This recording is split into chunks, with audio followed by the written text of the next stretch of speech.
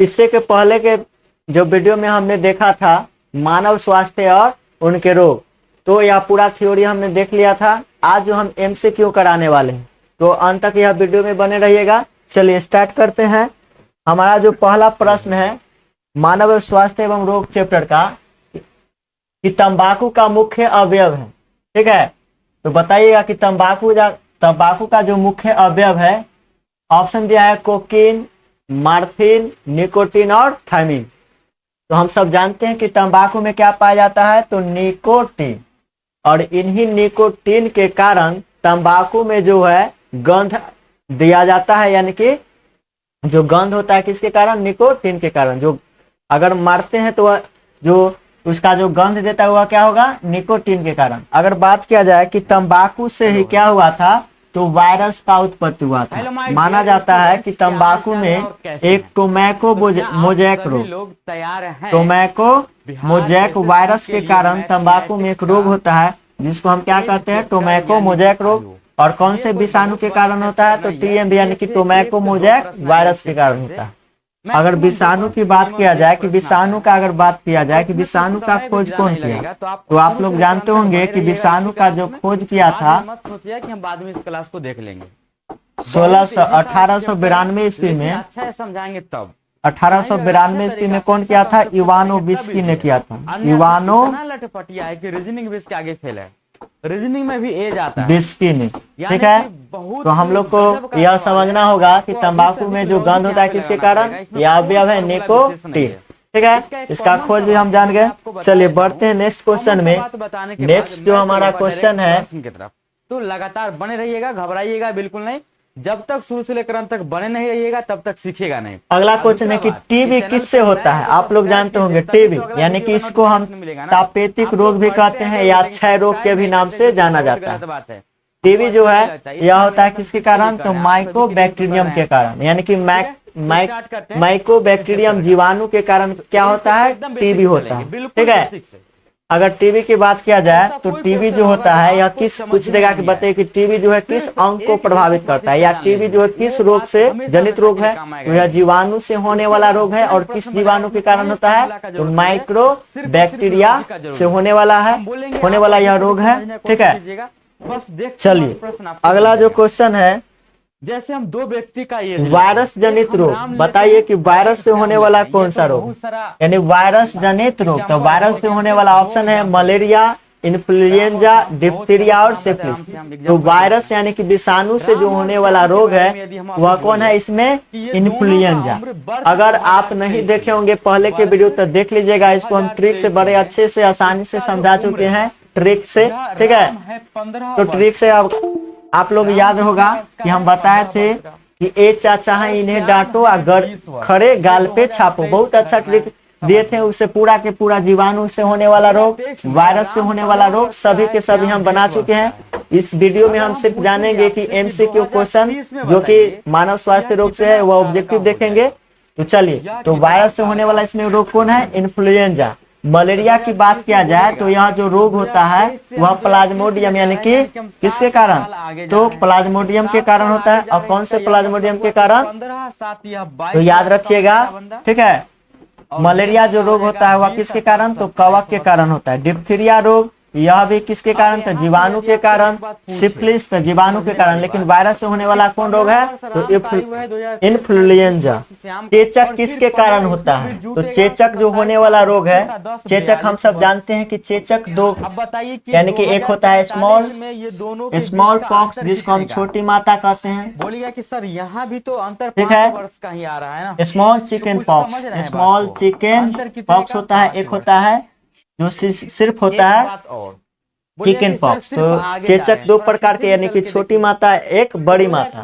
तो चेचक से होने वाला रोग है वह किसके कारण होता था, चेचक विषाणु के कारण होता है। कौन से विषाणु के कारण, तो याद रखिएगा वह विषाणु का नाम है वोरियोला विषाणु। कौन है वो, 18 में चलेंगे, सॉरी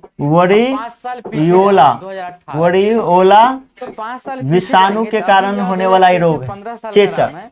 तो चेचक होता है किसके कारण, विषाणु के कारण। ठीक है, अगर पूछा जाए कि चेचक के टीकाकरण का खोज कौन किया था, तो याद रखिएगा चेचक के टीकाकरण का जो खोज किया था लुई पास्चर ने किया था। चलिए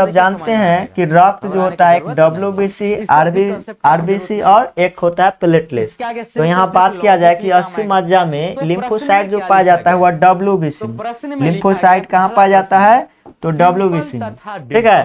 तो अगर पूछा जाए कि बताए कि टी लिम्फोसाइट जो है उसका जो है, ठीक है, किस अंग को ज्यादा प्रभावित करता है, अगर कोई मच्छर उच्छर काटता है तो किस अंग को प्रभावित करेगा तो WBC को। और WBC भी होता है जो 5 प्रकार की होता है, लेकिन इससे मुख्य रूप से 3 भाग में बांटा गया WBC को, ठीक है। एक होता है एंटीबॉडी, WBC कितने प्रकार के 5 प्रकार के, लेकिन मुख्य रूप से 3 ही होता है। एक होता है एंटीबॉडी WBC में, एक एंटीबॉडी हो गया, ठीक है। दूसरा होता है लिम्फोसाइट, अगर इसका हम वर्तमान मान लेते हैं, इसका हम Y मान लेते हैं। लिम्फोसाइट तो अंतर और तीसरा जो होता है, याद रखिएगा, इधर लिख देते हैं, तीसरा जो होता है होता है 7 वर्ष मोनोसाइट। क्या होता है? मोनोसाइट। मोनोसाइट। ये वर्तमान तो देखिए WBC 3 प्रकार एंटीबॉडी, तो एंटीबॉडी जो जीवाणु या विषाणु जो हमारे शरीर के अंदर प्रवेश करेगा उसको पहचानने का काम करता है एंटीबॉडी। और लिम्फोसाइट जो होता है यह टी आकार के होता है। लिम्फोसाइट क्या आकार के होता है? कैसा होता है? टी आकार के, इसलिए इसको टी लिम्फोसाइट भी कहा जाता है। तो टी लिम्फोसाइट जीवाणु या विषाणु को मारने का काम करता है, जबकि मोनोसाइट जो होता है वह जीवाणु या विषाणु जो मरा पड़ा रहता है, एक 100 की तरह, लाश की तरह पड़ा रहता है, उसको भक्षण यानी कि खाने का काम करता है मोनोसाइट। तो टी लिम्फोसाइट कहाँ उत्पन्न होता है? तो याद रखिएगा अस्थि मज्जा में, क्या कि रक्त से संबंधित है, ठीक है, तो अस्थि मज्जा से ही है। नेक्स्ट जो है क्वेश्चन हमारा कि प्रतिरक्षा तंत्र को पूर्ण रूपेण दमन करने के लिए कौन सी कोशिकाएं हैं? तो प्रतिरक्षा तंत्र यानी कि क्या? रोग प्रतिरोधक क्षमता, ठीक है। ऑप्शन है कि किलर कोशिका, सहायक टी कोशिका, निरोधी टी कोशिका, और चौथा है डी में मेमोरी कोशिका। तो हमारा जो आंसर होने वाला है निरोधी टी कोशिका। इसी के द्वारा क्या करता है कि प्रतिरक्षा तंत्र को पूर्ण रूप से दमन करने के लिए कौन सी कोशिका है? तो हमारा जो है यही है निरोधी टी कोशिका, ठीक है। जब मल्टीप्लाई कर लीजिएगा तो मल्टीप्लाई, चलिए अगला जो है हमारा क्वेश्चन, माने तो मल्टीप्लाई लिम्फोसाइट के उपचार ऊपर, लिम्फोसाइट के ऊपर क्या रहता है? तो लिम्फोसाइट के ऊपर याद रखिएगा IgD रहता है स्थित। क्या रहता है? IgD रहता है स्थित। अगला है डिप्थीरिया, ये कट गया, ठीक है, ये 5 टिटनेस, तो -2 कुकर खांसी आदि के लिए कौन टीका लगवाना चाहिए? तो इस सारा डिप्थीरिया, टिटनेस, कुकर खांसी के लिए जो टीका लगाया जाता है वह होता है DTP हाइप, ठीक है, DTP हाइप टीका लगाया जाता है तीनों के लिए। चलिए BCG की बात किया जाए तो यह TB जो होता है रोग कुपोषण, उसके लिए होता है, ठीक है। तो हमारा जो आंसर होने वाला है B DTP के कारण ये तीनों का क्या होता है? टीका लगाया जाता है। अगला क्वेश्चन है कि इनमें से कौन मनुष्य में सबसे अधिक होने वाला कैंसर है? तो हम कैंसर के एक स्पेशल वीडियो बना दिए थे, ठीक है। तो इनमें से जो कौन मनुष्य में सबसे अधिक होने वाला कैंसर, तो बताइए, मिलेनोमा, कार्सिनोमा, लिम्फोमास या सार्कोमास, ठीक है। तो याद रखिएगा कि सबसे ज्यादा जो होने वाला इसमें रोग है कैंसर से संबंधित वह कौन होगा? तो हम बताए थे कि सबसे ज्यादा जो होने वाला है कार्सिनोमास, जो कि उपकला ऊतक में पाया जाता है। लगभग 85% लोगों में यह रोग पाया जाता है। हम बताए थे कि कैंसर के प्रकार पूरा। तो आज हम MCQ कर रहे हैं, बार बार कर रहे हैं कि अगर हमारे वीडियो नहीं देखे हैं तो पहला वीडियो जाके देखिए, सारा के सारा बताया चुका है। अगला है कि इनमें से कौन जीवाणु जनित रोग है? मतलब जीवाणु से होने वाला रोग कौन है? सिफिलिस, हर्पिस, पोपिलोमा, इनमें से कोई नहीं।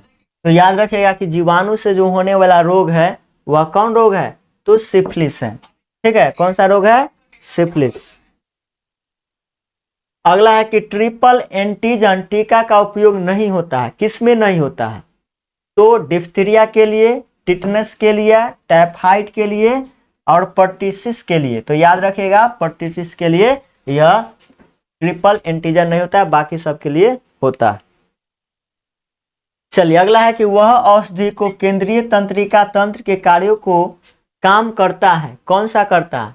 केंद्रीय तंत्रिका तंत्र के कार्य को। तो याद रखिएगा कैफीन है ऑप्शन में, कोकीन है, अफीम है। तो यहाँ हमारा आंसर होगा अफीम, जो यह केंद्रीय तंत्रिका तंत्र के कार्य करता है। कौन? तो अफीम। अगला है कि कौन सा रोग सीधे ही प्रतिरक्षा तंत्र को प्रभावित करता है? मतलब प्रतिरक्षा तंत्र जो है हमारा रोग प्रतिरोधक क्षमता जो बढ़ाता है उसी को सीधा क्या करता है? नष्ट कर देता है। कौन रोग? तो आप लोग जानते होंगे इसमें ऑप्शन में टिटनेस, हैजा, तपेदिक एड्स। तो एड्स जो है हमारा सिर्फ तंत्रिक यानी कि क्या करता है? एड्स बीमारी जो प्रतिरक्षा तंत्र को ही नष्ट कर देता है, यानी कि टी लिम्फोसाइट को ही नष्ट कर देता है, जो रोगों के लड़ने का काम करता है उसी को क्या करता है? एड्स नष्ट कर देता है। इसीलिए एड्स का अभी तक न कोई टीका बना है न कोई दवा है, सिर्फ इसे परहेज किया जा सकता है। तो एड्स सबसे खतरनाक बीमारी है, ठीक है। कहा गया है क्योंकि एड्स में हम सब जानते हैं कि कौन सा रोग प्रभावित, कौन सा अंग प्रभावित होता है, तो टी लिम्फोसाइट, जो कि WBC को प्रभावित करता है। WBC के ही एक प्रकार है टी लिम्फोसाइट, ठीक सिंपल है। की वर्तमान आयु बताना है। तो लिखने का सिंपल भाषा, जब भी कोई नाम आए तो उसको शॉर्टकट में लिखिए। अगला क्वेश्चन देखिए, सिंपल और डी फॉर डिम्पल। यहाँ पे रेशियो मेथड बहुत अधिक काम आएगा आपको। S for simple, D for dimple. Sir जी लिखने का स्टाइल होना चाहिए 19 एकरा बात है कैसे आते हैं, प्रेजेंट लिखिए, यहाँ ए पर, इधर पास्ट लिखिए पिछला पर ई पर, और आगे फ्यूचर लिखाएगा। ये डायग्राम यदि आपको समझ में आ 19 गया है। तो कोई प्रश्न बना दीजिएगा। चलिए अगला जो आपका प्रश्न है कि कैंसर के इलाज के लिए निम्न में कौन सा प्रचलित नहीं है, तो हमको रेडियोथेरेपी, कितना होगा, लेकिन बी सिर्फ है ये दिया गया है कि फिजियोथेरेपी, 14 वर्ष का। सी है कीमोथेरेपी और सी है सर्जरी। कि 7 तो वर्ष यह पहले सब है, 19 से हम आयु बढ़ाते का ये थे कि अनुपात 5:7 भौतिक अवस्था में जो यानी है कि इसका कैसे परजेंट उपचार से किया अगर हम जाएगा, 7 ठीक है। साल पहले जाते इसमें से हैं, कौन नहीं, तो सर्जरी यहाँ पे नहीं जो है। अनुपात कैंसर होगा, अगर हो गया वह है, अनुपात ठीक है, कह रहा है कितना कि होगा? कैंसर के इलाज के लिए 7 निम्न में से होगा। कौन सा इतना बात तो प्रचलित समझ नहीं रहे है, तो हैं। सर्जरी नहीं है। सर्जरी कोई जिसको भी अगर जो मान रेशियो लीजिए कि होता कोई है वो दर्द हो रहा है, परफेक्ट नहीं तकलीफ होता हो रहा है, है, तो जिसका उसको उम्र क्या को किया परफेक्ट जाता बनाने के है, लिए तो सर्जरी के हम लगा डॉक्टर देते क्या हैं कि करता है, यहाँ उसको 5x और ये यानी कि 7x होगा। दबा ये के, यानी 7 कि हम साल कह पहले सकते हैं का उसको घटना। क्या मसाज अब अगर इसको मसाज present उसाज में करके लाना क्या किया जाता है, उसको कहाँ? ठीक कर दिया Present जाता है। में। तो सर्जरी जो है कैंसर के लिए 7 साल उपयुक्त पहले नहीं इसका है, उम्र जबकि यह 5 है, तीनों तो 7 है। साल इस बाद तीनों से जाएंगे, क्या किया जाता तो है, इसका तो उम्र कैंसर के 5 उपचार में एक निदान किया जाता है, लेकिन 7 सर्जरी हो का जाएगा। यहाँ पे नहीं कोई किया दिक्कत जाता है। नहीं। चलिए इसका उम्र 7x 7 साल पहले, अभी आएंगे प्रेजेंट में, तो 7x प्लस 7 अगला है क्वेश्चन आपका कि हड्डी तोड़ बुखार का दूसरा कंडीशन, हड्डी तोड़ बुखार का भी लिख दिए। वेक्टर एक और है, कंडीशन है। मतलब क्या है, तो उनके अगला है वर्तमान में क्यूलेक्स जो भी मच्छर, आयु है, ऑप्शन में उसका अंतर बोलो, एनाफ्लीज तो 14 मच्छर, वर्ष का है। एडीज मच्छर, तो ये इनमें आयु से है। सभी। तो हड्डी तोड़ बुखार का जो है सबसे अगर बात किया जाए कि इसमें से देखिए, क्यूलेक्स मच्छर भी है, एनाफ्लीज मच्छर, लेकिन यहाँ पर देना चाहिए मादा एनफ्लीज मच्छर, ठीक है। मादा एनफ्लीज मच्छर और मादा एडीज मच्छर। कौन? मादा एडीज मच्छर। तो यह तीनों के तीनों क्या है, इनमें से सभी हो जाएगा आंसर, क्या है कि हड्डी तोड़ बुखार तीनों के कारण होता है। लेकिन अगर ऑप्शन में मादा एनाफ्लीज मच्छर और मादा एडीज मच्छर नहीं रहता इसके अलावा, तो सिर्फ याद रखिएगा, सबसे इम्पोर्टेंट है कि मादा क्यूलेक्स मच्छर के काटने से ही क्या होता है, हड्डी तोड़ बुखार यानी कि माइनस में किसी का एज हो ही नहीं, रोग होता है। यानी हड्डी, यानी किसी को हम जोड़ तोड़ रोग भी कहते हैं, ठीक है। इसका मान कितना हो जाएगा, 7 हो जाएगा, सिंपल सा। अब x का मान हो गया 7, तो पूछा है सिंपल की वर्तमान आयु बताइए। तो S फॉर सिंपल, इसकी वर्तमान आयु की बात करें तो 5x। चलिए अगला है कि तो 5x यानी कि 5 एस्कैरिस सामान्यतः अधिक प्लस 7 अधिक पाया जाता है बच्चों में, स्त्रियों में, पुरुषों में, और कोई में नहीं। Option B. तो जो एस्कैरिस रोग जो होता है, हम सब जानते हैं एस्कैरिस रोग वह किसके कारण होता है, तो कृमि के कारण होता है। गोल कृमि जिसको कहते हैं, ठीक है। कृमि से होने वाला रोग भी हम इस पर वीडियो बना चुके हैं, ठीक है। मात्र 2 वीडियो ही बनाए हैं, ठीक है। तो एस्कैरिस रोग जो होता है वह गोल कृमि के कारण होता है। और यह जो बच्चों में क्या होता है कि दूषित जल, दूषित भोजन करने के कारण यह सामान्यतः ज्यादा रोग होता है, क्योंकि वह गंदा उंदा जो भी चीज होता है वह बच्चा अपना मुंह में डाल लेता है। उसके माध्यम से क्या होगा कि जो होगा दूषित जल पानी नहीं पिलेगा। तो यह सामान्यतः सबसे ज्यादा जो रोग होता है एस्कैरिस रोग, वह बच्चों में देखा जाता है कि गंदा उंदा भोजन कौन करेगा, ज्यादा बच्चा ही सामान्यतः कर लेता है, ठीक है। तो याद रखिएगा एस्कैरिस सामान्यतः अधिक किस में पाया जाता है, तो बच्चों में पाया जाता है, ठीक है। और पूछेगा बताइए कि एस्कैरिस रोग जो होता है किस अंग को प्रभावित करता है, तो याद रखिएगा अमाशय को, किसको, अमाशय को, या याद रखिएगा छोटी आंत को। सबसे ज्यादा किसको प्रभावित करेगा, तो छोटी आंत को, और पेट में दर्द होने लगता है एस्कैरिस से, ठीक है। चलिए बढ़ते हैं, अगला क्वेश्चन देखते हैं। आयु का अनुपात 8:11 है। 23 नंबर क्वेश्चन कर रहा है, ठीक है, कि एड्स में कौन सी कोशिकाएं सर्वाधिक प्रभावित होती है। यहाँ पे B cell, T cell, neutrophils, monocyte. तो बताइए कि एड्स में सबसे ज्यादा जो कौन सा कोशिका प्रभावित होता है, तो याद रखिएगा टी सेल। कौन कोशिका, टी सेल। मोनोसाइट क्या करता है, उसको तो भक्षण कर देता है, तो टी सेल। याद रखिएगा कौन सा कोशिका, तो टी कोशिका है। बोला गया है कि 10 वर्ष बाद अरे सॉरी अगला आपका क्वेश्चन कर रहा है डायरेक्ट हमको फ्यूचर ही बोला गया, ठीक ना, पढ़ने में विडाल यहाँ पे पास्ट का चर्चा परीक्षण नहीं यानी किया कि गया। जांच हमको डायरेक्ट पूछा 10 किसकी वर्ष पहचान बाद के लिए किया जाता है, कौन सी फ्यूचर की बीमारी बात। के लिए? तो तो विडाल यहाँ जो पे परीक्षण लिखिए किया जाता है या जांच की फ्यूचर जाती में है 10 वर्ष बाद किसके लिए? जाएगा, तो अनुपात याद अनुपात रखिएगा शुरू हो जाता टाइफाइड है। के लिए। तो किसके लिए? टाइफाइड के लिए। और टाइफाइड की अगर बात किया जाए किस अंग को प्रभावित करता है, तो याद रखिएगा टाइफाइड जो है कोई चर्चा नहीं किस अंग को प्रभावित करता है? तो यह जो टाइफाइड जो है आंत को ही प्रभावित करता है, ठीक है। किसको प्रभावित करता है? आंत को। और टाइफाइड में जो सामान्यतः हम लोग का जो होता है तापमान वह बढ़ के कितना हो जाता है? 39 डिग्री सेल्सियस से 40 डिग्री सेल्सियस हो जाता है। अगर फॉरेनहाइट में बात किया जाए जो टाइफाइड किसी व्यक्ति को होगा 103 फॉरेनहाइट से 104 फॉरेनहाइट हमेशा क्या रहेगा? उसको बुखार रहता है। तो इसको हम क्या कहेंगे? टाइफाइड रोग। टाइफाइड रोग दोनों व्यक्ति के लिए कौन से जांच होता है? तो विडाल टेस्ट किया जाता है। तो जब दोनों व्यक्ति के चलिए आपका जो अगला क्वेश्चन है कि लाइसोजाइम किस में उपस्थित होता है? तब क्या करते हैं? ऑप्शन है रक्त में, आंसू में, लाड़ में, पसीना में। तो हम सब जानते हैं कि लाइसोजाइम जो होता है लाड़ में पाया जाता है। और लाड़ में 3 प्रकार के एंजाइम पाया जाता है, आप लोग जानते होंगे। एक होता है क्या? और फ्यूचर में तो याद रखिएगा लाइसोजाइम तो होवे करेगा लाइसोजाइम। लाड़ में 3 प्रकार के एंजाइम लाइसोजाइम एंजाइम पाया जाता है। यानी कि और दूसरा जो है टाइलिन एंजाइम पाया जाता है, टाइलिन एंजाइम। और एक होता है इरेप्सिन एंजाइम, इरेप्सिन। यहाँ पे आपसे पूछा ठीक गया है। तो याद रखिएगा लाइसोजाइम क्या करता है? तो जीवाणु या विषाणु को भक्षण करने का काम। और टाइलिन और जो इरेप्सिन है भोजन को लसलसा और चिपचिपा बनाने का काम करता है। तो याद रखिएगा लाइसोजाइम एंजाइम किसमें पाया जाता है? लाड़ में। और लाड़ में सामान्यतः कितने एंजाइम? तो 3 एंजाइम पाए जाते हैं। इसमें आप रखते हैं या आप नहीं रखिए, आप डायरेक्ट 8। चलिए अगला क्वेश्चन है आपका 8 और 11 3x यानी कि 3 गुने 2, 6 वर्ष का अंतर यहाँ भी हो गया। यहाँ से कीजिएगा तो 26 नंबर क्वेश्चन कर रहा है तो 3 गुने 2 कि एंट अमीबा इनमें से क्या है? जीवाणु से होने वाला सवाल है, प्रोटोजोआ है, कवक। तो एंट अमीबा जो है वह प्रोटोजोआ से होने वाला रोग। एंट अमीबा जो होता क्या है? एक प्रोटोजोआ है। एंट अमीबा क्या है? तो प्रोटोजोआ। प्रश्न ये रहा आपके सामने, क्या लिखा गया है प्रश्न? चलिए 27 नंबर क्वेश्चन आपका है कि ऐसे पदार्थ जिनके प्रति प्रतिरक्षा अनुक्रिया होती है उसे क्या कहते हैं? एलर्जन कहते हैं, टीका कहते हैं, एंटीबॉडी कहते हैं, एंटीजन कहते हैं।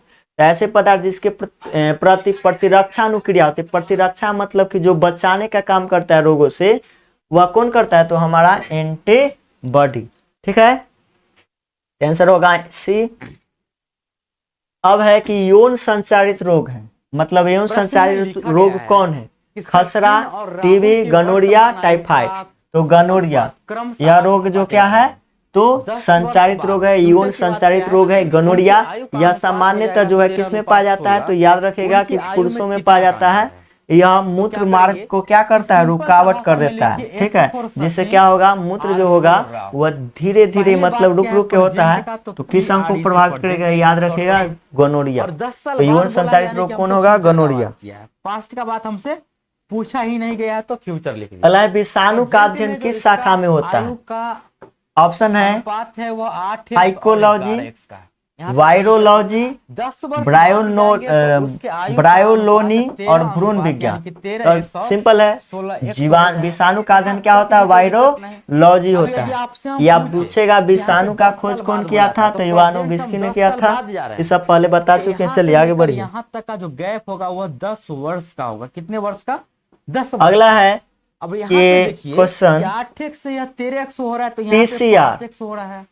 दिखाई नहीं देता होगा, चलिए यहाँ देखिए। तो 5x हो रहा है। पीसीआर सिचुएशन विधि आवश्यक है कुछ नहीं करना है। डीएनए संश्लेषण के लिए, प्रोटीन संश्लेषण के लिए, एमिनो अम्ल संश्लेषण के लिए या डीएनए संवर्धन के लिए। डीएनए संवर्धन तो हम सब जानते हैं पीसीआर क्या है? एक मशीन है। ठीक है, इसका पूरा नाम अगर पूछेगा तो बताइए। इसका पूरा नाम होगा polymerase chain reaction. Polymerase chain reaction. इसी के द्वारा क्या किया जाता है कि कोई भी अगर मान लीजिए कि शरीर का कोई अंग का कोई भी हिस्सा हो, चाहे हमारा केस ही क्यों ना हो, बाल क्यों ना हो, बाल का रूट है, तो वह क्या किया जाता है डीएनए जांच के लिए पीसीआर मशीन में डाल दिया जाता है और उसकी कई प्रतिलिपियां जैसे घूमेगा पीसीआर मशीन में जब घुमाया जाएगा तो उसे कितने प्रकार के डीएनए की प्रतिलिपियां निकलेगा और डीएनए इसी के पीसीआर मशीन के द्वारा जांच किया जाता है। तो हमारा जो आंसर होगा डीएनए संवर्धन के लिए। तो पीसीआर क्या है, एक मशीन है जिसे डीएनए संवर्धन में इसका उपयोग होता है। तो हमारा आंसर होगा डी। 10:13 हो जाएगा। सानिका की चलिए अगला है कि विश्व एड्स दिवस कब मनाते हैं। तो जो है विश्व एड्स दिवस हम मनाते हैं क्या 1 दिसंबर को। कब? 1 दिसंबर को। ठीक है, पहले चलिए सानिका और गौरी की आयु का अनुपात तो पहले जाने मतलब अगला है कि बुचेरिया ब्रोंकोफाइट मनुष्य में फाइलेरियोसिस उत्पन्न करता है। यह समूह से संबोधित है, किससे है? तो बताइए कि बुचेरिया ब्रोंकोफाइट मनुष्य में जो फाइलेरियोसिस यानी कि फाइलेरिया जो रोग उत्पन्न करता है किससे संबंधित है? प्रोटोजोआ से, जीवाणु से, विषाणु से, हेलमेंथिस से। तो याद रखिएगा यह जो है हेलमेंथिस से होने वाला रोग है। ठीक है, और आगे दिया गया हेलमेंथिस को प्रभावित करता है रोग। ठीक है, तो याद रखिएगा जो बुचेरिया ब्रोंकोफाइट है किससे संबंधित है? हेलमेंथिस रोग होता है। ठीक है, हेलमेंथिस होने वाला रोग क्या है? तो याद रखिएगा कि फाइलेरिया या फाइलोरियसिस। अगर पूछेगा कि फाइलेरिया रोग में जो होता है किस अंग को प्रभावित करता है, तो याद रखिएगा यह जो है पूरे शरीर में सूजन कर देता है और खास करके पैर में। इसीलिए क्या कहा जाता है? फाइलेरियोसिस रोग का जो दूसरा नाम है हाथी पांव रोग भी कहा जाता है। कौन? हाथी पांव रोग। हाथी पांव रोग या फाइलेरियोसिस या आप कह सकते हैं फाइलेरिया रोग जो होता है इसको हाथी पांव रोग के भी नाम से जाना जाता है, क्योंकि अधिकांश जो रोग ज्यादा सूजन होता है वो पैरों में होता है। ठीक है, चलिए पढ़ते हैं नेक्स्ट क्वेश्चन में। आपका जो है नेक्स्ट क्वेश्चन है कि जुकाम यानी कि साधारण जो जुकाम होता है किसके कारण होता है? रेट्रो विषाणु के कारण, तेज विषाणु के कारण, राइनो विषाणु के कारण, सदल विषाणु के कारण। तो याद रखिएगा राइनो विषाणु के कारण यह रोग होता है जुकाम यानी कि सामान्य जुकाम जो होता है। और ये चलिए तो अगला क्वेश्चन है कि काला जार संचारित होता है किसके कारण? सैड फ्लाई द्वारा, सीसी फ्लाई द्वारा, ठीक है, घरेलू मक्खी द्वारा या मच्छर द्वारा। तो याद रखिएगा जो काला जार जो सबसे ज्यादा होता है वह सीसी फ्लाई द्वारा नहीं कि सीसी मच्छर की मक्खी के कारण होता है। चलिए तो अब जो हो गया हमारा, ठीक है, यह मेरा अंतिम क्वेश्चन था। तो आज जो हम देखें एमसीक्यू क्वेश्चन, नेक्स्ट वीडियो में मिलते हैं। तब तक के लिए धन्यवाद। सर ये का एक 2 साल का